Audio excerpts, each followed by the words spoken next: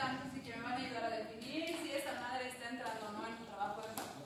La primera que se considera como fase latente o prodromo, que es cuando está iniciando mi trabajo de parto, y la segunda que va a ser una fase activa. ¿Cuál va a ser la principal diferencia? Que la fase latente de prodromo puede o no iniciar un trabajo de parto. En cambio, cuando la madre se encuentra en una fase activa, sí o sí va a desencadenar la expulsión de ese producto. Entonces, voy a considerar como fase latente o fase de prodromo cuando se tienen contracciones uterinas, pero cuando se tienen menos de cuánto. Cuando tengo dilatación menor a los 5 centímetros, ¿ok? Menor a los 5 centímetros. Y cuando voy a tener menos de 3 contracciones. Entonces, fase latente o fase de prodromo se considera cuando tengo una dilatación menor a ¿cuánto? Menor a 5 centímetros. ¿Y contracciones menor a cuántas? Menor a 3. ¿Ok? Esta fase latente o fase de prodromo, en aquellas que son nulíparas, ¿a quiénes se consideran nulíparas? A las que tienen su primer embarazo, pero que nunca han dado, en este caso, a luz. Entonces, va a ser la primera gestación que van a tener. ¿Cuánto tiempo puede durar su fase latente en estas mujeres? Puede durar hasta 8 horas. Lo normal es que dure máximo 8 horas. Y en aquellas mujeres que son multíparas, es decir, que ya han tenido hijos antes, puede durar 5 horas. ¿Ok? Entonces, tienen que saber cuánto va a durar este periodo. ¿Qué pasa si una mujer se encuentra en fase latente por 12, 16 horas? ¿Será normal? En este caso, ¿van a seguir esperando a que se desencadene el trabajo de parto o pase una fase activa? No. Entonces, en este caso, van a inducir el trabajo de parto en esta mujer. ¿Ok? Entonces, tienen que tomar en cuenta esto. ¿Cuándo se va a considerar normal? Si en este caso en las nulíparas va a durar más de 20 horas. Entonces, tienen que considerar, vuelvo a repetir, signos vitales de la madre, si existen cambios, si existen alteraciones en las contracciones, si existen alteraciones en la frecuencia cardíaca fetal, para ver si van a seguir esperando o lo van a convertir en una cesárea. Y se va a considerar normal en las multíparas cuando es más de 12 horas. ¿Okay? Entonces, estos son los rangos que ustedes pueden manejar para esperar o no y determinar si va a ser una cesárea. Y la segunda fase va a ser considerada como una fase activa, que cuando tengo una dilatación mayor a los ¿cuántos? Mayor a los 5 centímetros. Y voy a considerar que voy a tener contracciones que van a ir de 3 a 5 contracciones en 10 minutos. ¿Cuánto tienen que durar esas contracciones?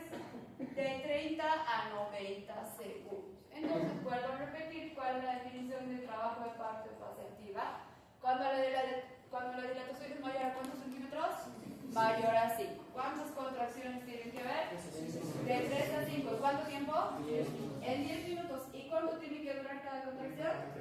De 30 a 90 segundos. ¿Ok? Entonces, en este caso, esa es la definición de una fase activa.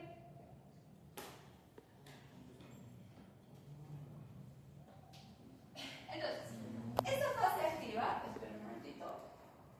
Esta fase activa, de la que estamos hablando, se va a subdividir en 3 fases más. La primera que va a generar 3 fases más, aquella que voy a considerar como la fase de dilatación. ¿Cuándo tiene que dilatarse el cuello uterino para dar a luz? 10 centímetros, ¿ok? Tiene que dilatarse 10 centímetros. Voy a tener la segunda, que en este caso va a ser el periodo de expulsión, y voy a tener una tercera fase que va a ser la fase de alumbramiento. Entonces, en la primera fase hemos dicho voy a tener modificaciones cervicales, me va a importar la dilatación. Y además hemos dicho que me importará también el poblamiento. Segunda fase, expulsión, que es cuando el producto va a salir por completo de la cavidad uterina. Y la tercera y última fase, que es la fase de alumbramiento. Por si acaso, la fase expulsiva, es decir, del producto, y la fase de alumbramiento duelen exactamente igual, porque para ambas se tiene que tener contracciones para que no haya complicaciones en el momento de la expulsión. Entonces, vamos a hablar primero de la primera fase, la fase de dilatación. Entonces, desde el inicio de la dilatación, ¿cuánto generalmente mide anatómicamente el orificio cervical interno y externo? ¿Cuánto mide? 0,5 centímetros, ¿ok? 0,5 centímetros a 1 centímetro puede estar en este caso abierto el orificio cervical externo o el orificio cervical interno. ¿Cuándo se tiene que dilatar para que se pueda desencadenar el trabajo futuros médicos, ¿cómo van a medir la dilatación del cuello uterino? ¿Cómo Van a haces? tener que hacer tacto vaginal. Van a introducir toda la mano dentro de la vagina de la mujer. No. Solamente pueden introducir dos dedos, dedo índice y dedo del medio. Entonces, obviamente se tienen que poner guantes, van a utilizar vaselina para la parte de lubricación y tienen que ingresar sus dedos. ¿Cuánto de abertura tiene que tener para hacer 10 centímetros? Tiene que dilatarse esto. Lo que ustedes van a tener que palpar va a ser, ese es el orificio cervical, ustedes van a introducir y tienen que abrir sus dedos para buscar, en este caso, cuánto de dilatación tiene. Entonces, aquellos que tienen mano chiquita, ¿estos serán 10 centímetros?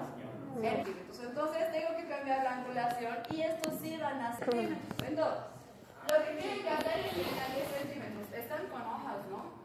¿Cuántos cuadraditos son 10 centímetros? No, dos cuadraditos es 1 centímetro. Entonces, abran sus dedos de tal manera que lleguen a los 10 centímetros.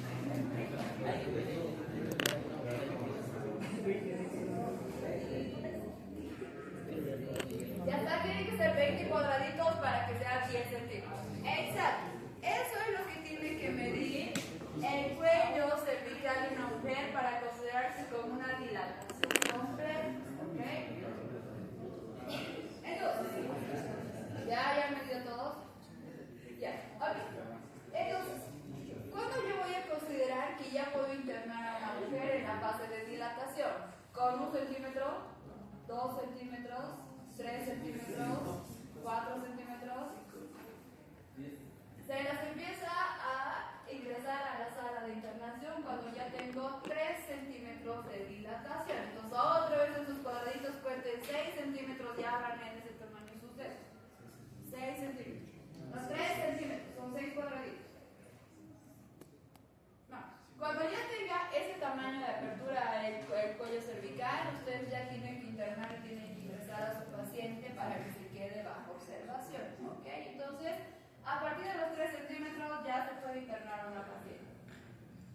Entonces, la fase de dilatación, ¿cuánto tiempo va a durar? Va a durar entre 5 a 7 horas en las mujeres nulíparas. Vuelvo a repetir, la fase de dilatación dura de 5 a 7 horas en las mujeres nulíparas. ¿Cuánto generalmente o cuál es el incremento de la velocidad? Va a ir dilatando de 1,2 centímetros por cada hora. ¿Ok? Entonces, tienen que controlar que en cada hora vaya incrementando 1 centímetro aproximadamente. Y aquellas mujeres que son multíparas, ¿cuánto tiempo va a durar la fase de dilatación? De 2 a 4 horas. ¿Cuál va a ser la velocidad con la que las mujeres, en este caso multíparas, dilatan? De 1,5 centímetros por hora. Entonces la dilatación en ellas se va a dar mucho más rápido. Entonces, además de la fase de dilatación y además de que se genere la dilatación, ¿qué más hemos dicho que tienen que buscar? El borramiento. Entonces, dentro de las modificaciones cervicales entran dos, dilatación y borramiento. ¿Qué será borramiento? No, la dilatación es cuando hemos dicho que se genera una abertura mayor o se incrementa el diámetro de los orificios cervicales. ¿Qué será borramiento? Cuando el cuello uterino se va a volver mucho más delgado. Es como cuando ustedes jalan una liga. Entonces, la liga tiene un grosor. Si ustedes la van jalando, ¿qué va pasando con la liga? Se va volviendo mucho más delgada. Es lo mismo que sucede con el cuello, en este caso cervical. Entonces, vamos a repetir otra vez. Están haciendo su dilatación, están midiendo cuánto de dilatación tendrá la paciente. ¿Cómo pueden comprobar cuánto de borramiento tiene la paciente? Porque van a tener que pinzar el cuello cervical de las mujeres. Ahora, toquen esta membrana que se encuentra entre sus dedos. Así, con sus dos dedos, con los que estaban logrando la dilatación. Así de delgado tiene que estar el cuello cervical de una mujer para poder desencadenar su trabajo de parto. Generalmente, ¿cuál es el grosor del cuello uterino? ¿Cuánto mide el grosor del cuello uterino? 0 puntos. Mide más o menos unos 2 a 3 centímetros de grosor. ¿Cuánto tiene que dilatarse? El 90% para considerar que ese borramiento ya es adecuado. Entonces, vuelvo a repetir. Van a controlar dilatación, van a medir cuánto de dilatación está, voy a comprobar borramiento. Simplemente simplemente van a retirar uno de sus dedos y van a intentar pisar el cuello uterino de la mujer para determinar cuál es el porcentaje de borramiento. Entonces, ¿cuál de los dos orificios cervicales se va a abrir primero? ¿El orificio cervical externo o el orificio cervical interno? ¿Cuál se va a abrir primero? El orificio cervical interno. ¿Por qué? Porque el producto empieza a empujar, entonces va a empujar como si fuera un embudo. Entonces va a empezar como si fuera un embudo. Entonces, el primero que voy a abrir va a ser el orificio cervical interno. Voy a ir generando la dilatación y el borramiento. Y por último va a ser el orificio cervical externo. Listo. ¿Hasta ahí? ¿Alguna pregunta, duda? Ya sabemos que hay dos fases, prodromos, fase activa, y la fase activa se divide en tres fases más. Vámonos a la segunda fase, que va a ser la fase expulsiva. Entonces, la fase expulsiva se va a dar desde que ustedes controlan los 10 centímetros de dilatación y el 80 o 90% de borramiento hasta la salida del recién nacido. ¿Ok? Entonces, vuelvo a repetir. La fase expulsiva se va a dar desde la dilatación completa o el borramiento completo. ¿Hasta cuándo? Hasta la salida de su recién nacido. ¿Cuál va a ser la función de ustedes como médicos o como internos? Pedir a la madre que puje. ¿Por qué será importante pedir a la madre que puje? Para que se pueda aumentar la presión intraabdominal, en este caso intrauterina, y el producto salga con mucha mayor facilidad. La pregunta es, ¿le van a pedir a su paciente que puje cuando está presente la contracción o cuando no existe contracción? Cuando está presente la contracción. Entonces van a sentir ustedes que la madre está con contracciones y ustedes le van a pedir a la paciente que puje. Además de pedirle a la paciente que puje, ¿qué más tiene que pedirle a su paciente? Que respire. ¿Cómo tiene que ser la respiración de una madre que está dando a luz? Tiene que ser mucho más lenta y pausada, y generalmente tiene que utilizar la nariz y la boca para poder respirar. ¿Cuál es la principal complicación que tenemos cuando tenemos un trabajo de parto? Que la madre por el dolor empieza a hiperventilar. ¿Y qué pasa cuando un paciente hiperventila? Se desmaya. ¿Cómo van a atender el trabajo de parto en una mujer desmayada? No van a hacer cesárea, van a tener que hacer maniobras y su complicación va a ser poder tener un sufrimiento fetal. Entonces, la función de ustedes en la fase expulsiva, hasta que sean ustedes los que atiendan el parto, va a ser hacer dos cosas. Primero, hablar con la paciente para que la paciente se pueda calmar y en este caso pueda respirar. Y la segunda, pedirle a la madre que vaya a pujar para que se dé el trabajo de parto de una manera mucho más rápida. Entonces, vamos a irnos al otro lado. ¿Qué pasa si solamente están ustedes para atender ese trabajo de parto? ¿Qué tienen que hacer en la fase expulsiva? Van a tener que hablar con la madre, pedirle que puje, pedirle que se calme. Mientras ustedes están hablando, van a tener que empezar a atender su trabajo de parto. Entonces, ¿cuál es la forma en la que ustedes pueden atender esta fase expulsiva? ¿O cuál va a ser la función de ustedes en esta fase expulsiva? Como médicos. Recibir el producto en este caso. Entonces, ¿cómo va a salir ese producto? Generalmente, ¿cómo sale? ¿Cómo sale su parto? ¿Sí? Sí. ¿Hace su parto? ¿Cómo sale el producto? Primero físicamente, ¿cómo sale? Ya, lo primero que sale es la cabeza, después brazos, hombros.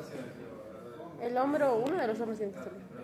Tres jalones abajo, lateral y canal.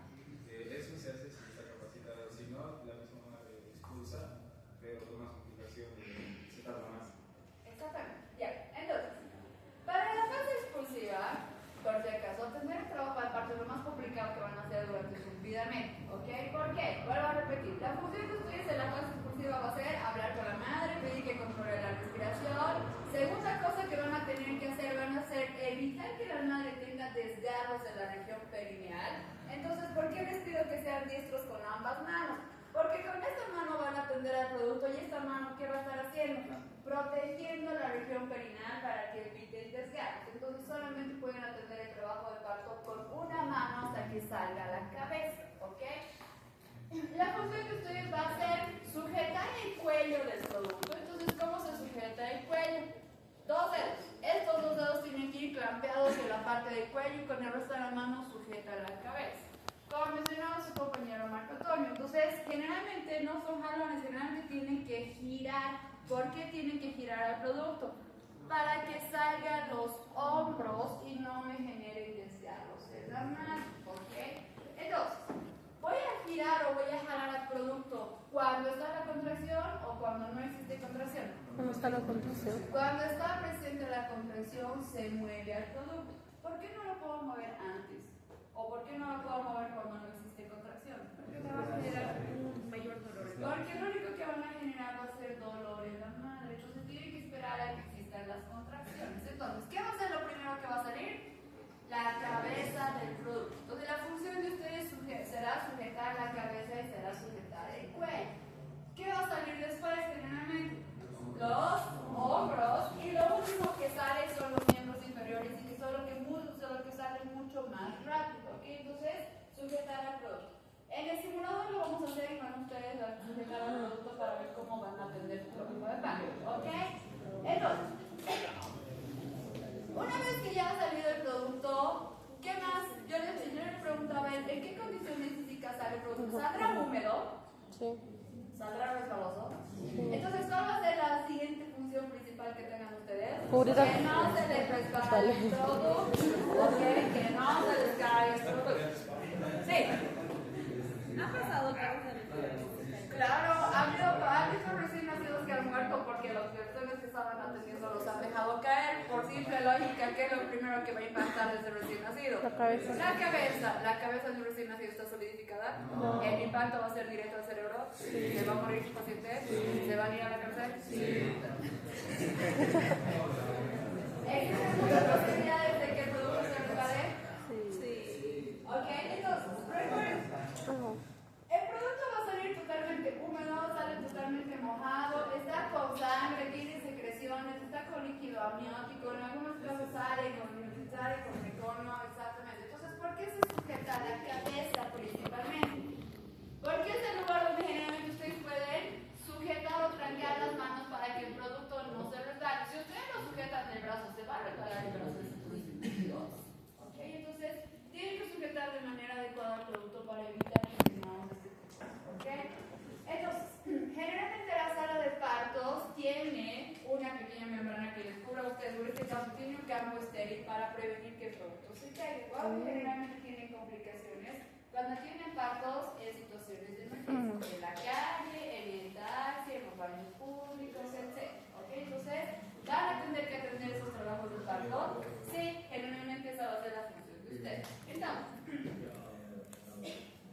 ¿qué me va a importar en la fase expulsiva? Ayudar a la expulsión de este producto. ¿Qué más tengo que controlar en esta fase? ¿Qué más podrían controlar ustedes? ¿Qué tengo que controlar? Tienen que controlar capurro y hablar en su producto. ¿Lo van a hacer ustedes o lo va a hacer el pediatra? Lo va a hacer el pediatra. Entonces, la pregunta es, en un parto, lo ideal, ¿cuántos profesionales deberían estar participando? mínimo 3? Ya. Lo ideal sería que participen 3 personas. La enfermera que les va a pasar material, el pediatra que se encarga del recién nacido y el ginecólogo que se encarga de la madre. ¿Ok? Entonces, en un lugar especial, bajo las mismas condiciones, vuelvo a repetir, que sea en el hospital, generalmente participan 3 personas. El pediatra, que es el que se encarga de ver la vitalidad, el examen físico de su paciente, habla, el capurro. El ginecólogo, que se encarga simplemente de atender a la madre y determinar la fase de arrumbramiento, y la enfermera, que es el que les pasa todo el instrumental. Entonces, lo ideal, ¿cuál va a ser la parte que no es ideal? Que estén solamente ustedes solitos atendiendo su trabajo de parto. Entonces, ¿a quién van a atender primero? ¿Al recién nacido o a la madre? A recién nacido. Entonces, durante esta fase expulsiva, ¿cuál va a ser la función de ustedes con el recién nacido? ¿Qué les va a importar? ¿Le van a ir a cortar cuántos dedos tienen? ¿Tienen algo? La coloración de la piel, que me va a indicar si está respirando o no mi paciente. Si está frenótico, ¿estará respirando? No. Entonces, en este caso voy a tener que hacer permeabilización de vías aéreas. ¿Qué puede obstruir la vía aérea a un recién nacido? Ya ha salido. El meconio o el líquido amniótico. Entonces, ¿qué van a tener que hacer Aspiración, van a agarrar esas peritas o la jeringa y van a aspirar la nariz y van a aspirar la boca para retirar secreciones de su recién nacido, ¿ok? Esa va a ser su primera función. ¿Cuál va a ser la segunda función y de la que nos estamos olvidando principalmente? Primero, clampear el cordón umbilical. Entonces, tiene que clampear. ¿Qué es clampear el cordón umbilical? ¿Quién me presta marcador? ¿Tiene marcador? ¿Marcador? ¿Alguien tiene marcador? ¿Ernesto, tu marcador?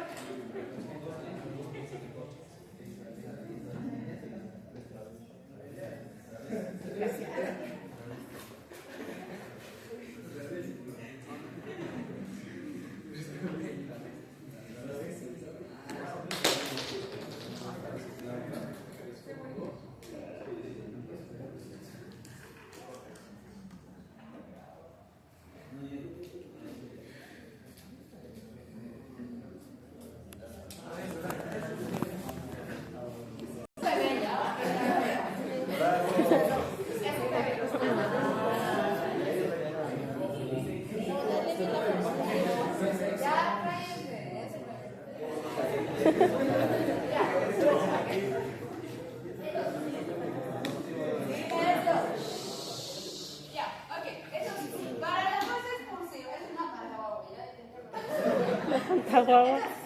En la fase expulsiva, además de ver cuáles son los signos vitales o cómo está el producto, tiene que ser la segunda cosa que es mucho más importante, que es clampear el cordón umbilical. ¿Qué pasa si ustedes no clampean el cordón umbilical o no cortan el cordón umbilical?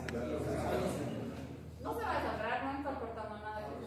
El contenido, como te digo, hasta los no es que hay una Le generan un doble proceso de circulación al producto. Entonces, ¿para qué sirve el cordón umbilical? Para generar el proceso de respiración al producto, ¿verdad? Entonces, mediante el cordón umbilical el producto puede respirar. Cuando está fuera de la cavidad uterina, ¿qué tipo de respiración tiene ese producto? La misma que tenemos nosotros, mecánica. Entonces empieza a inhalar oxígeno y eliminar dióxido de carbono. ¿Qué pasa si todavía el cordón umbilical sigue generándole otro tipo de respiración? Me generan un shunt en ese producto y lo que genera va a ser complicaciones a nivel de los glóbulos rojos. Entonces es importante que ustedes clampen el cordón umbilical. Entonces, para clampear el cordón umbilical lo ideal es que se haga en dos lugares. El primero van a poner un clamp que es como un gancho, que se asegura que va a ir a la parte proximal o cerca a la madre, que es el clamp materno. Y voy a colocar un segundo clamp, en este caso mi segundo gancho, en el producto. ¿Cuánto de distancia tengo que tener para poner el clamp del producto, que es el que más me impacta? 2 dedos de diferencia. Entonces van a agarrar y van a tocar donde comienza el cordón umbilical, van a poner sus 2 dedos ahí y por encima de sus dedos tienen que poner el clamp. Entonces, 2 dedos y tiene que estar ahí colocado el clamp. ¿Por qué el clamp no se pone aquí a los 10 centímetros de cordón umbilical? Porque cuando este producto lo vayan a vestir, lo vayan a bañar, etc., le van a jalar el cordón umbilical y se lo pueden arrancar. Entonces es mucho más sencillo tener 2 a 3 centímetros de cordón umbilical que tener 10 centímetros de cordón umbilical. ¿Por qué no puedo poner el clamp aquí pegadito al ombligo o al inicio del cordón umbilical? Porque si ustedes, o en este caso el producto, tiene algún tipo de complicación y no lo pueden canalizar de manera periférica, ¿por dónde lo van a canalizar? Central. Por el cordón umbilical. Se puede poner venoclisis por medio del cordón umbilical a un producto. Entonces, lo ideal es que por lo menos, repito, sean 2 centímetros de cordón umbilical o 2 dedos de cordón umbilical para que ustedes lo puedan hacer. ¿Ok? Entonces, vamos a volver aquí, voy a borrar esto, vamos a borrar esto porque luego se equivocan. Ya está. Entonces hemos dicho que tenemos 2 clamps. ¿Cuál se va a colocar primero? ¿El materno o el del feto? El primero que se va a colocar va a ser del recién nacido. Entonces el primer clamp que van a colocar va a ser del recién nacido. Después de colocar este clamp, lo que tienen que hacer va a ser una retracción del cordón umbilical. Entonces, ¿qué van a hacer? Con una mano van a sujetar el cordón umbilical y con estos 2 dedos van a jalar el resto del cordón umbilical para colocar mi segundo clamp, que es el materno. ¿Por qué les estoy diciendo que hay una retracción del cordón umbilical? Para evitar que cuando ustedes corten la sangre les salte a ustedes o les salta al recién nacido. Entonces, vuelvo a repetir. Han puesto el clamp, con esta mano vamos a sujetar el clamp, voy a sujetar con mis dos dedos y voy a generar presión para subir todo el contenido sanguíneo y otra vez regresarlo a la placenta. Una vez que he realizado eso, voy a colocar mi segundo clamp, que es el clamp materno. ¿Cuánto de diferencia o de distancia tiene que haber entre uno y otro? Por lo menos 10 centímetros entre cada uno. ¿Ok? Entonces, el primer clamp me sirve para evitar cualquier tipo de respiración externa en mi recién nacido. Y el segundo clamp me sirve para evitar hemorragias en la madre. Por el cordón umbilical puede seguir saliendo sangre cuando yo lo corté. Entonces, para evitar hemorragias. ¿Dónde van a hacer el corte de este cordón umbilical? ¿Cerca al clamp materno, cerca al clamp fetal o cerca a la parte medial? Cerca al clamp fetal. Cerca al clamp fetal, por lo menos 1 centímetro de distancia otra vez y van a cortar ese cordón umbilical, ¿ok? Para pasar a la última fase, ¿cuál es la última fase? La fase de alumbramiento. Entonces, la siguiente pregunta es, ¿cuándo cortan ese cordón umbilical? Cuando el cordón umbilical deje de tener latido. ¿El cordón umbilical va a latir? Sí, el cordón umbilical late. Entonces, ¿cuándo va a ser el momento para tener que ese cordón umbilical? Cuando el cordón umbilical deje de tener latido, entonces ustedes lo pueden cortar. ¿Ok? Entonces, volvamos a repetir, para la fase expulsiva tienen que controlar que evite que no existan desgarros, tienen que pedirle a la madre que puje, que controle su respiración. En este caso van a controlar las contracciones y necesito ver también frecuencia cardíaca fetal, que ahorita me voy a enseñar cómo se controla. Controlar las contracciones. ¿Cómo van a controlar las contracciones en una madre? ¿Cómo pueden controlar contracciones? ¿Mirando? ¿Hablando? ¿Qué le van a decir, señora? ¿Le duele? Le va a doler todo el bendito trabajo de parto, muchachos, ¿ok? Ok, va a doler todo el trabajo de parto. ¿Cómo van a controlar ustedes con las contracciones? De la forma manual. Entonces, la función de ustedes va a ser sentarse al lado de la paciente que está dando a luz y colocar su mano en el abdomen de la madre. ¿Cuánto tiempo tienen que colocar su mano? 15. ¿Cuánto tiempo van a dejar la mano sobre el abdomen? ¿Cuál era la definición del trabajo de parto fase activa? 10 minutos. La mano de ustedes se tiene que quedar sobre el vientre de la madre 30. durante 10 minutos, ¿ok? Entonces, controlar sus contracciones. ¿Cuánto tiempo? 10 minutos. 10 minutos. Entonces, ¿se acuerdan que hemos hecho palpación del abdomen? Abdomen blando, depresible y luego beneficia hacer esfuerzo. Entonces, ¿cómo será la contracción? ¿Va a ser blando o va a ser rígido la parte de Rígido. Entonces va a ser totalmente dura. ¿Qué va a ser la función de ustedes? Cuando empiecen a sentir que existe ese cambio de consistencia, quiere decir que está comenzando una contracción. Entonces, la mano ya está en el abdomen de la mamá, están viendo que existe cambio de consistencia. ¿Qué van a controlar? ¿Tiempo de qué? Entre contracción y duración. contracción. Tienen que controlar cuánto tiempo dura esa contracción. ¿Ok? ¿Cuánto tiempo? ¿Cuánto tiempo tiene que durar para que sea una fase activa? De 30 a 90 segundos. ¿Cuántas contracciones tiene que haber en los 10 minutos? De 3 a 5. De 3 a 5 contracciones. Entonces, repito, la función de ustedes, y les voy a pedir que se empiecen a acostumbrar a utilizar reloj, va a ser poner la mano sobre el vientre de la madre y empezar a palpar la consistencia. Una vez que vean que está cambiando la consistencia, fijarse cuánto tiempo va a durar esa contracción para que ustedes lo puedan anotar. ¿Ok? Esa es la forma más sencilla que se puede hacer en un parto hospitalario. ¿Cómo se podrá controlar las contracciones en el hospital? Al medir los signos vitales, tal vez se va a ver. Se va a utilizar mediante un tocógrafo, que es un aparato que tiene un dispositivo que se pone en el fondo uterino, el otro se pone cerca al ombligo para controlar la frecuencia cardíaca fetal.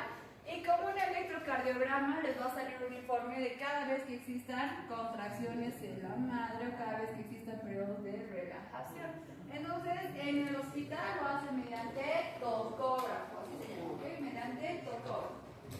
Para evitar eso, simplificarles el trabajo a los médicos, se utiliza el tocógrafo. Entonces, ahora les voy a mostrar qué es un tocógrafo. La última fase, ¿cuál era la última fase que ya hemos mencionado? La fase de alumbramiento. ¿En qué consiste la fase de alumbramiento? La expulsión de la placenta, ¿ok? Tiene que salir por completo la placenta. Entonces, ¿cuál va a ser la función, o en este caso, la fase del alumbramiento? ¿Qué tienen que hacer ustedes durante esta fase? Exactamente. Entonces, tienen que contar cuántos cotiledones existen en esa placenta. ¿Qué pasa si falta un cotiledón?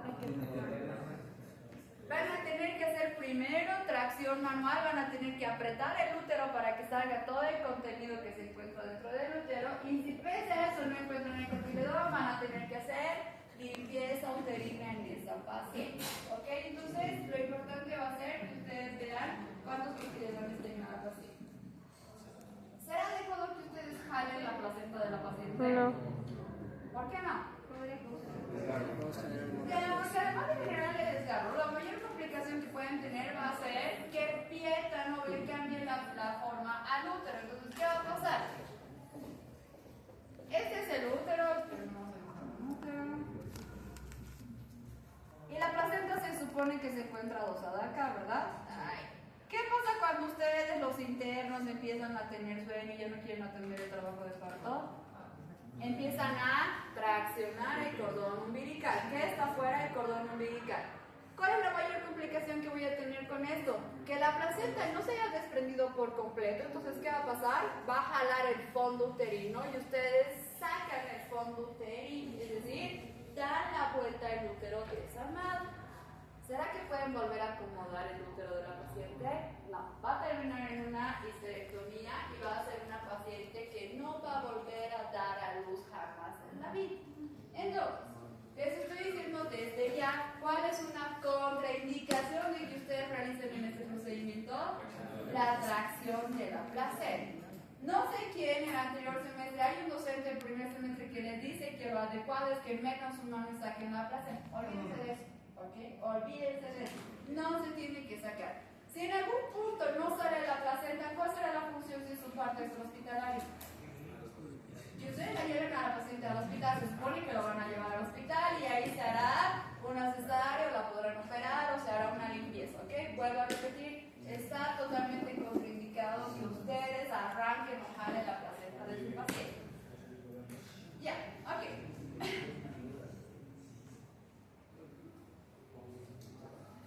Entonces, ya hemos hablado de las fases que tiene que tener un parto. Voy a hablar de cómo ustedes van a valorar o van a tomar en cuenta su trabajo de parto. Entonces, necesito tomar en cuenta que un parto extrahospitalario es una emergencia. ¿Por qué va a ser una emergencia? Primero, porque son dos víctimas o son dos pacientes que van a atender. Segundo, porque existe un montón de complicaciones que van a atender. ¿Quién generalmente tiene en este caso mayor riesgo de mortalidad? ¿La madre o el recién nacido?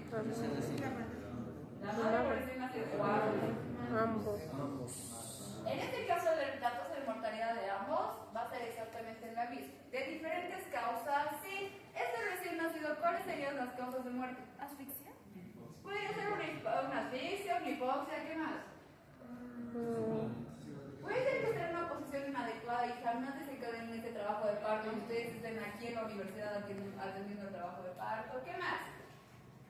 Que le dé una hipotermia porque, vuelvo a repetir, está saliendo que está totalmente húmedo o mojado. ¿Qué más? Que entre en un paro cardiorrespiratorio, etc. Y en la madre, ¿cuáles serán las causas de muerte? Generalmente hemorragias. ¿Ok? Entonces, en un trabajo de parto, generalmente la principal complicación del trabajo de las madres va a ser una hemorragia.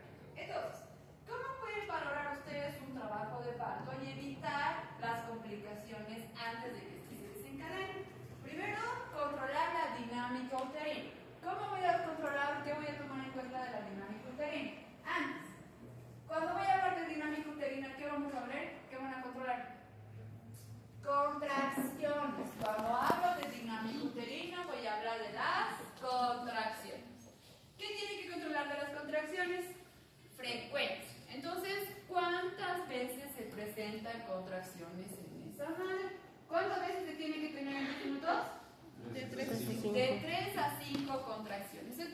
cuando ustedes estén controlando, ese útero tiene que volverse rígido de 3 a 5 veces en 10 minutos.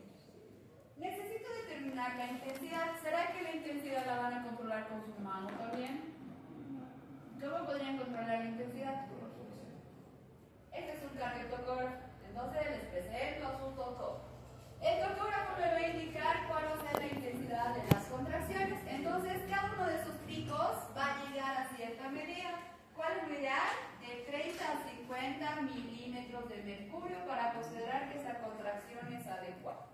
Si no tengo un tocógrafo, ¿cómo me puedo dar cuenta cuál es la intensidad de esa contracción en una paciente?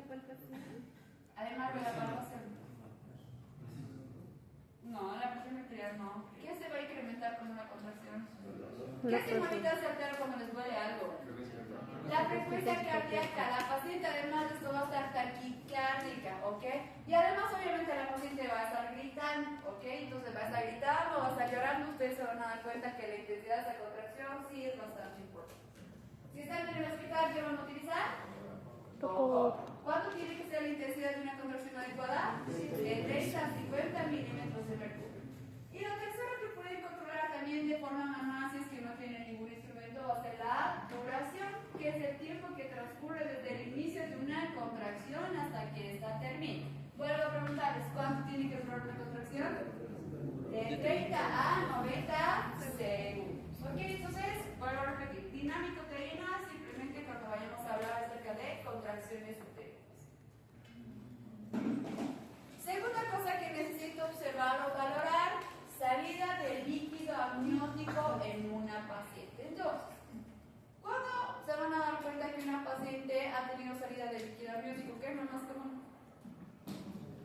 Generalmente, ¿por qué van las mamás al hospital? ¿Porque les empiezan a doler las contracciones? No, porque... Mira. Algo común que mencionan sus compañeros, porque la paciente ha roto fuente, porque empieza a tener salida de líquido amniótico y es el momento en el que dice, ay, creo que voy a dar a luz, iré al hospital, ¿verdad? Nadie da luz porque le comienzan las contracciones, muchachos. Tiene que haber salida de líquido amniótico para que la paciente vaya al hospital en la mayoría de los casos. Entonces, lo voy a considerar cuando voy a hablar la parte del líquido amniótico como ruptura de membranas. Esta ruptura de membranas va a ser totalmente espontánea cuando las contracciones son demasiado importantes. ¿Alguna vez han inflado un globo de agua para jugar? ¿Qué pasa cuando le hacen mucha fuerza a ese globo de agua? Bien, va a ser exactamente lo mismo con las membranas de la paciente.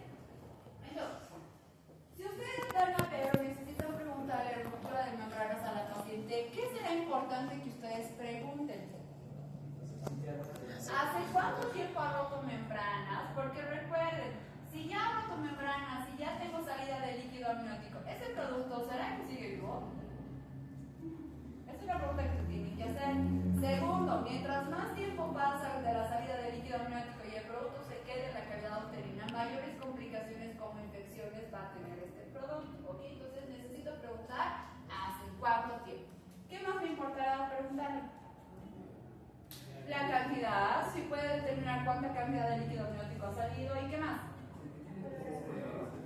La coloración o características del líquido amniótico. ¿Qué color es el líquido amniótico de manera normal? ¿Es medio transparente o amarillenta? ¿A qué huele? No huele a mejor. ¿Han olido la lavandina? No. ¿Alguna vez han olido un olor característico en el hospital? Sí, que huele. Ese es el olor a lavandina, exactamente a lo mismo huele el líquido amniótico. ¿Ok? El líquido amniótico huele a lavandina. ¿Tienen que oler? Sí, tienen que oler, porque en algunos casos el líquido amniótico cambia el olor. Por si acaso, muchachos, acostúmbrense a oler absolutamente todo en ginecobstetricia, porque una vez que encuentren flujos anormales, ¿cuál es la segunda cosa que tienen que hacer? Determinar cuál es el olor del flujo vaginal de su paciente. Así que sí, acostúmbrense a oler absolutamente todo.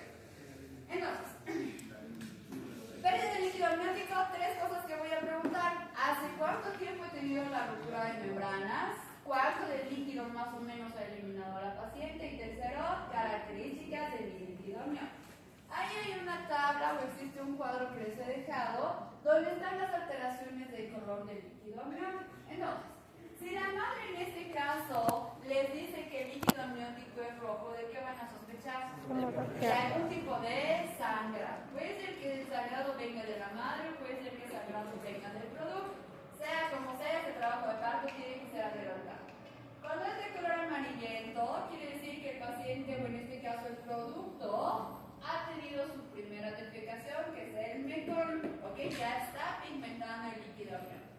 Cuando este líquido amniótico es de color marrón, ya no es un poco de meconio, entonces ha incrementado la cantidad de meconio y está pigmentando aún más el líquido amniótico.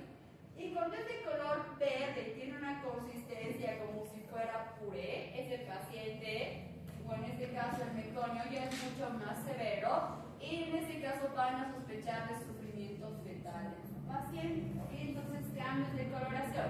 ¿Por qué se dará sufrimiento fetal cuando existen cambios de coloración en el líquido amniótico? Por asfixia. ¿Qué va a pasar con ese producto?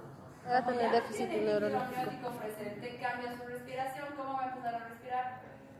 Con la nariz y la boca. Entonces, ¿qué va a pasar con ese meconio o esa heces fecal que está flotando por ahí? Va a ingresar. Se va a tragar y se va a asfixiar. Entonces, sí tiene que determinar los colores del líquido amniótico de su paciente. ¿Ok? Entonces, algún tipo de complicación que nosotros generalmente tenemos es: la paciente ya está con 10 centímetros de dilatación, está con 90% de borramiento, pero no tengo ruptura de membranas. Entonces, para solucionar esto, se realiza un procedimiento que se conoce como amniotomía. ¿Ok? Amniotomía. Ustedes van a introducir en la cavidad vaginal de la paciente un instrumento que parece un gancho de pesca y tiene que desgarrar o romper las membranas para que salga el líquido amniótico. ¿Qué se llama este procedimiento?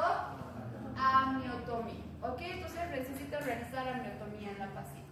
Como les he puesto en la diapositiva, existen situaciones en las que se tiene que evitar la ruptura de membranas. ¿En qué situaciones será? Cuando la paciente tiene VIH o cuando la paciente tiene hepatitis. Entonces, sí, exactamente. En estas dos situaciones, tanto en hepatitis B como en el VIH, se tiene que evitar lo más posible la ruptura de membranas. ¿Por qué? Para evitar el contagio del producto, en este caso de la madre al producto. ¿Okay? Entonces tiene que salir con todas sus membranas y el líquido amniótico todavía interno. Tercera cosa que tienen que valorar en un paciente: movimientos fetales. ¿Ok? Tienen que determinar movimientos fetales en su paciente. ¿Cómo se puede estimular el movimiento en un producto dentro del útero? Maniobras de Lopol. ¿Cómo pueden estimular?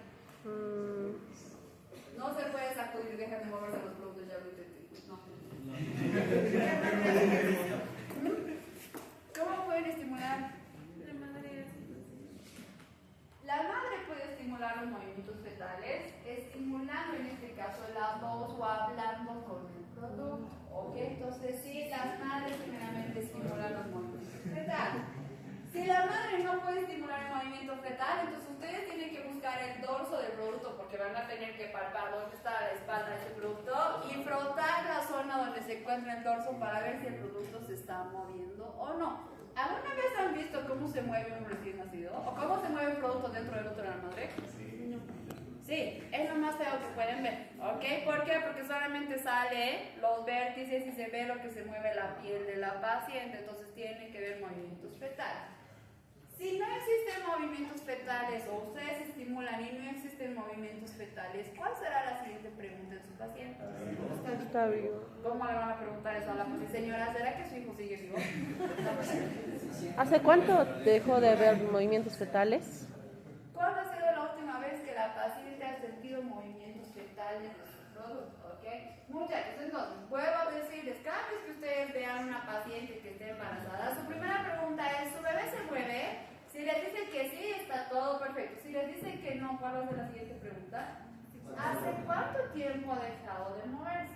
Entonces, les voy a volver a contar. El primer parto que yo he atendido ha sido de una paciente que tenía 22 años, era su primer embarazo y estaba con 39 semanas de gestación. Entonces, la paciente llegó con su ropita. Voy a seguirme acordando que la ropa de la bebé era color rojo, tenía un moño enorme porque era nena. Y nosotros le revisamos y cuando yo le hice la ecografía día yo no sentía frecuencia cardíaca fetal en ese producto.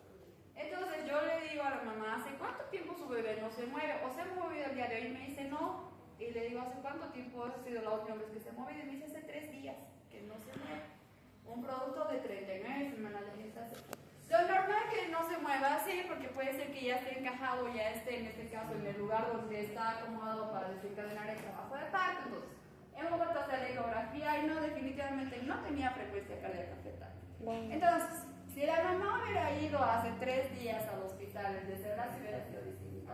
Sí. Hemos desencadenado el trabajo de parto, que ya estaba con contracciones, le hemos puesto oxitocina y la madre ha dado a luz al producto. Efectivamente era una niña que pesaba 3 kilos 400, tenía 39 semanas, pero estaba muerta. Hace 3 días que la placentita, en este caso el producto, había fallecido. Entonces, vuelvo a preguntar, ¿será importante que ustedes le pregunten a la madre hace cuánto tiempo se murió?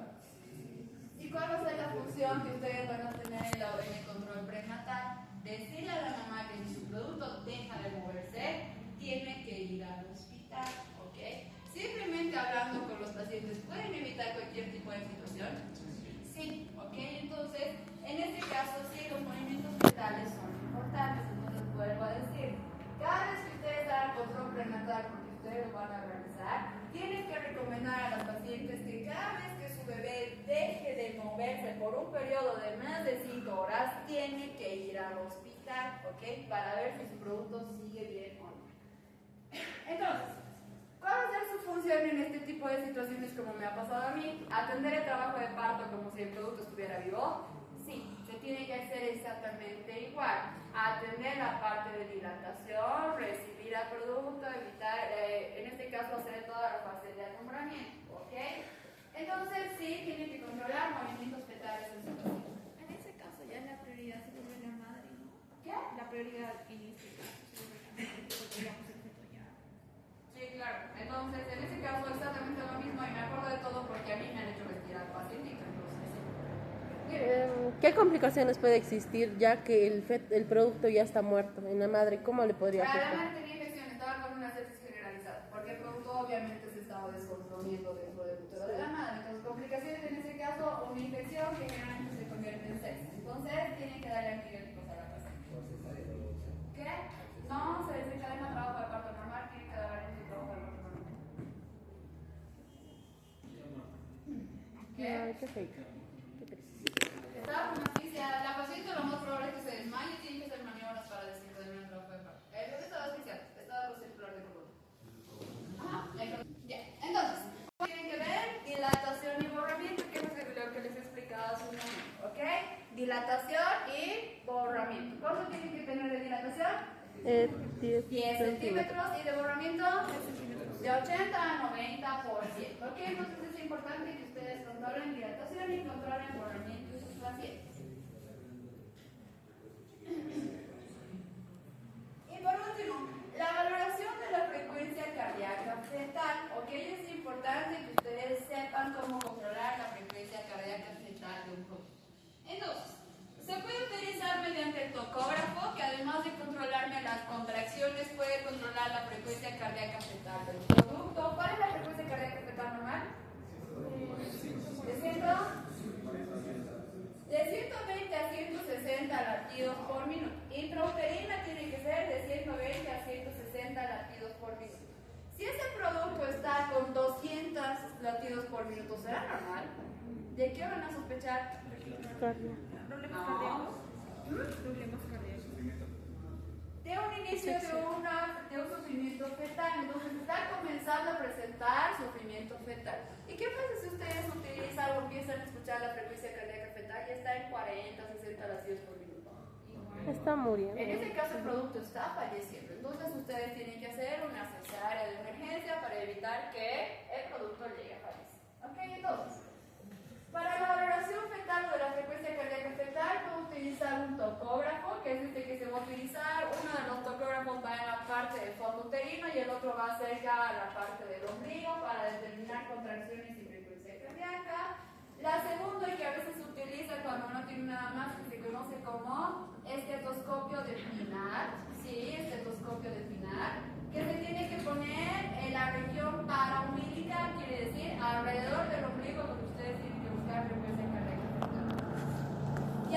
Imagínate que incluso las madres tienen en su casa para escuchar la frecuencia cardíaca un ecodoppler o un doppler cardíaco. Entonces, se utiliza como si fuera un ecocardiograma, como si fuera un instrumento para hacer una ecografía. Le colocan líquido, en este caso conductor, y la madre puede buscar la frecuencia cardíaca fetal del producto. ¿Por dónde van a encontrar la frecuencia cardíaca fetal del producto? Cerca al ombligo de la mano. Entonces, en ese lugar tienen que buscar la frecuencia cardíaca fetal. ¿Ok?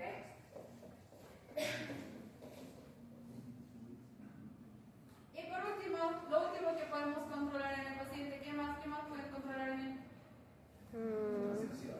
Ajá. ¿Qué más pueden controlar para evitar una valoración, para evitar una complicación con su trabajo de parto? ¿Qué más pueden controlar?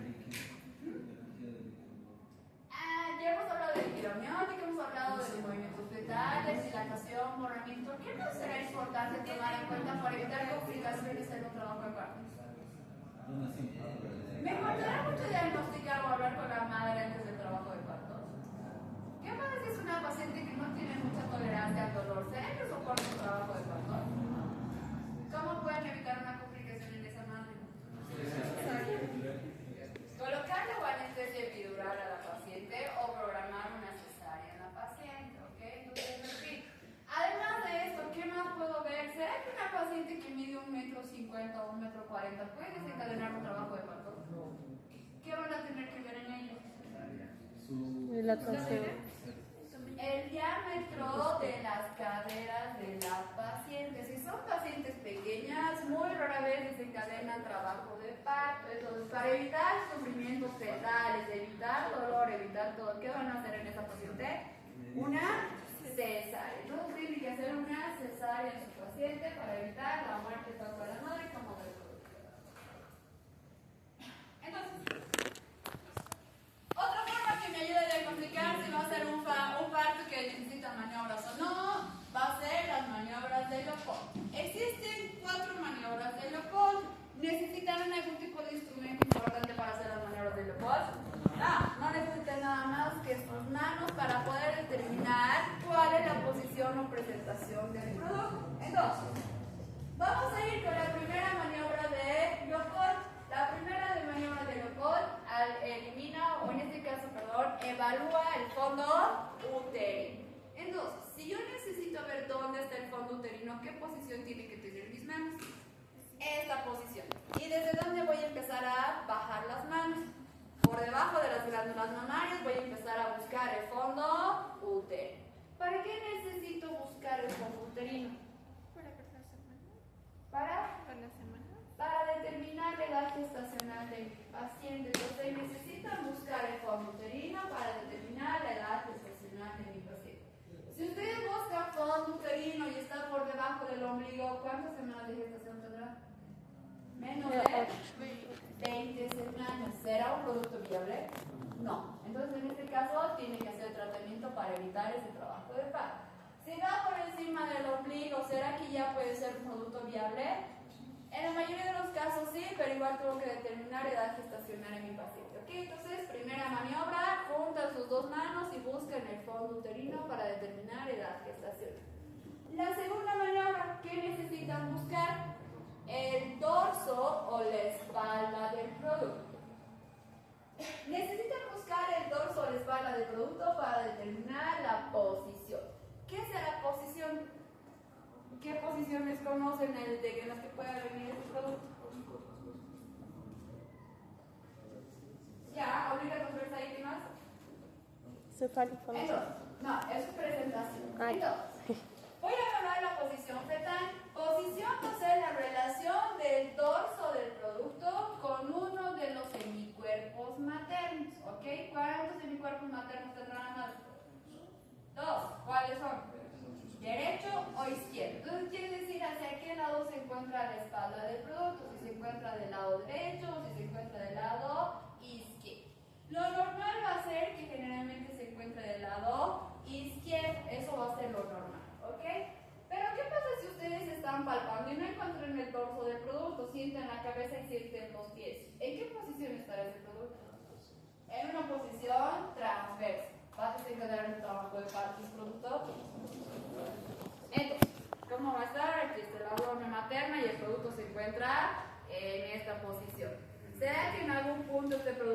desencadenar un trabajo de parto. No, y lo único que van a provocar en la madre podría ser una ruptura uterina, que ese útero se rompa secundaria a las contracciones. Ok, entonces, ¿cómo voy a conocer con esta posición? Posición transversa. ¿Ok? ¿Qué pasa? Y hay otra opción. Cuando ustedes empiezan a sentir y sienten el producto que está en esta posición, en una posición oblicua, ¿será que puede desencadenar un trabajo de parto? Existe 50% de probabilidades de que sí, 50% de probabilidades de que no. ¿Cuál va a ser su prueba de fuego? Que ustedes hagan ruptura de membranas y que como se va a salir el líquido, el producto se deslice y se acomode y se encuentre en una posición normal. O puede pasar todo lo contrario, ustedes van a hacer la ruptura de membranas y este producto va a pasar a ser transverso. ¿Ok? Entonces, la única que generalmente tiene 50% de desencadenar un trabajo de parto va a ser una posición oblicua. Repito, ¿de qué depende? De la ruptura de membranas o salida del líquido amniótico para ver si se acomoda o no. Voy a tener la tercera maniobra de Leopold. La tercera maniobra de Leopold me sirve para buscar presentación. Entonces, ya hemos hecho nuestra primera maniobra, he pasado a mi segunda maniobra buscando el torso. Ahora voy a cambiar mis manos y lo único que necesito buscar va a ser ¿qué? La cabeza para determinar la presentación. Entonces, ¿qué presentaciones tendrá un producto? Presentación cefálica, que es cuando la cabeza está relacionada con ¿qué? Con la pelvis materna. Entonces, ¿cómo voy a definir presentación fetal? ¿Qué es la presentación fetal? Es la relación que existe entre uno de los polos fetales con la pelvis materna. ¿Cuántos polos fetales voy a tener? Dos. La cabeza y los pies. Entonces, necesito determinar cuál está relacionada con la pelvis materna. Si la cabeza se encuentra en relación con la pelvis materna, ¿qué presentación es? Cefálica. Y si yo no puedo palpar y más bien siento la cabeza aquí en la parte superior de la parte superior del útero, ¿en qué presentación estará mi producto? Podal. ¿Ok? Y esta a su vez va a tener varias presentaciones. Puede ser que venga de la parte occipital, puede ser que venga de vértice, puede ser que venga de cara, existen esas presentaciones. Y en los pies puede decir que solamente estén los pies, que estén en este caso solamente un pie, que estén las nalgas, entonces tienen sus diferentes subdivisiones. Solamente me importa en la edad en la que ustedes están o en la etapa en la que ustedes están, que me digan que existen dos presentaciones. ¿Cuáles son sus presentaciones? Cefálica y podálica y listo, se acabó. ¿Ok? Y por último, la última y la cuarta maniobra que me ayuda a determinar el grado de encajamiento. ¿Qué será encajamiento? La posición sobre Es o en este caso va a ser el nivel de la cabeza con relación a la pelvis materna. ¿Ok? Entonces, en este caso es cuando la parte más grande de la cabeza ha entrado a la pelvis materna para que pueda ser expulsada. Entonces, necesito buscar el encajamiento de mi paciente. ¿Será que simplemente haciendo estas maniobras de Leopold puedo determinar si va a ser un parto sensible de atender o no? Sí, ¿ok? Entonces necesitan aprender a hacer sus maniobras de Leopold.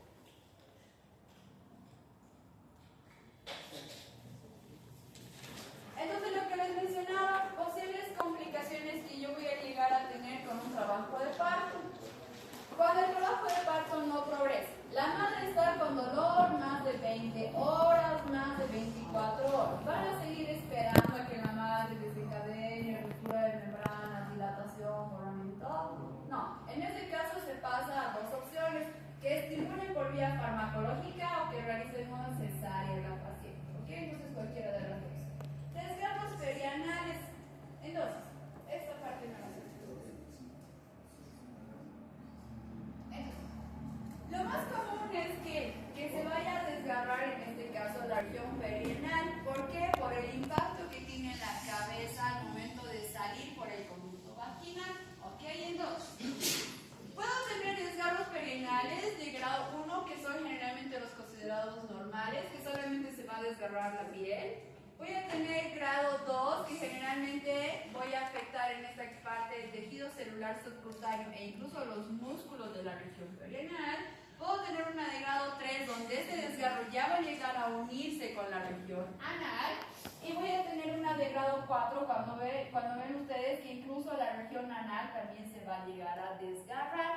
¿Ok? Entonces, ¿cuál va a ser la complicación que voy a tener con estos pacientes que tienen desgarros? Hemorragia. Hemorragias, dificultades para realizar la misión, dificultades para hacer la defecación, posibles infecciones por la continuidad que tienen. Entonces, para evitar este tipo de situaciones, ¿qué tienen que hacer ustedes? No se pueden cambiar. Van a proteger la región perianal. ¿Cómo se puede proteger la región perianal? Háganlo así su mano. Háganlo así su mano. Ya. Van a hacer la frente a ustedes. Agarren estos dos dedos y lo único que van a hacer van a intentar hacer un pliegue. Hagan este pliegue a su mano. Sí. Vamos, hagan un pliegue a su mano. Entonces, la primera forma de hacer protección perianal, están viendo que la cabeza va a salir, con esta mano ustedes pueden hacer su pliegue para evitar que se desgarre. La segunda, pueden hacer una pinza en esta zona, entonces vuelvo otra vez aquí y puedo hacer una pinza para evitar que se desgarre la región perianal. Lo más importante cuando ustedes están haciendo protección perianal es, con una mano van a proteger la región perianal y con otra mano, ¿qué les he dicho que tienen que estar haciendo? Atendiendo el trabajo de parto. Entonces, ¿qué va a ser lo importante cuando ustedes estén atendiendo el trabajo de parto? Sujetar o ver con qué fuerza sale la cabeza de ese producto. Entonces, con esta mano van a estar agarrando y van a estar haciendo su protección, y esta mano por dentro del canal vaginal tiene que estar sujetando la cabeza para controlar la fuerza con la que va a salir, ¿ok? Entonces tienen que evitar los desgarros. ¿Cómo van a solucionar estos desgarros? Suturar. Van a tener que suturar en la sala de trabajo de parto para evitar que la paciente siga sangrando, ¿ok? Lo ideal es que ustedes no lleguen a tener desgarros. Problemas con el cordón umbilical. Circular el cordón, que es lo más común. ¿Cómo se van a dar cuenta? ¿Cómo podrían sospechar de que su pacientito está con circular de cordón? Ya, además, la coloración de la piel no va a servir cuando el producto esté afuera. ¿Cómo más se pueden dar cuenta de que está con circular de cordón? Porque tiene alteraciones en la frecuencia cardíaca fetal. ¿Qué más? Porque ustedes van a ver que la mamá puja, la cabeza sale y vuelve a introducirse. ¿Ok? Entonces están viendo que la cabeza sale cuando la mamá está pujando y deja de pujar y la cabeza vuelve a ingresar. Lo importante es que cuando la madre puja, el producto deja de moverse, entonces se queda ahí para continuar con el trabajo de parto. Pero ¿qué pasa cuando tiene circular de cordón? Entonces, como el cordón umbilical está generando en este caso algún tipo de presión y tensión, vuelve a jalar al producto para que se introduzca a la cavidad vaginal. ¿Cómo pueden liberar ese cordón umbilical? Van a tener que introducir su mano, buscar el cuello del producto y sacar el cordón umbilical intrauterino. Entonces sí, tienen que introducir la mano dentro del útero de la madre para sacar el cordón umbilical. ¿Ok? ¿Se puede diagnosticar cordón umbilical en las últimas ecografías? Y si ustedes ven que ese cordón umbilical es muy corto o que tiene 2 vueltas de cordón umbilical, es mejor que programen una cesárea en esta paciente para evitar complicaciones. ¿Okay? Frecuencia cardíaca normal del bebé, que tenga taquicardia o que tenga bradicardia me indica sufrimiento fetal en el producto. Que la fuente se rompe de manera prematura, puede ser que por algún tipo de esfuerzo o alguna situación parecida a las membranas se rompen y ese producto tiene que desencadenar el trabajo de parto. Entonces, si supongamos es un embarazo de 25 semanas, la mamá va al gimnasio, está alzando pesas y rompe membranas o rompe fuente. ¿Puede seguir ese producto dentro de la cavidad uterina? ¿Cuál va a ser el manejo de ustedes? Inducir el trabajo de parto, generarle una cesárea a esa paciente para evitar que el producto muera. ¿Ok? Sangrado excesivo que generalmente se da en complicaciones uterinas y con lo que les mencionaba. Versión uterina. Entonces, esta es una versión uterina. Todo lo que ustedes están viendo por fuera de la vagina de la paciente es el útero de la paciente. Entonces, para evitar este tipo de complicaciones, ¿qué? Los que no tienen que ser jalar o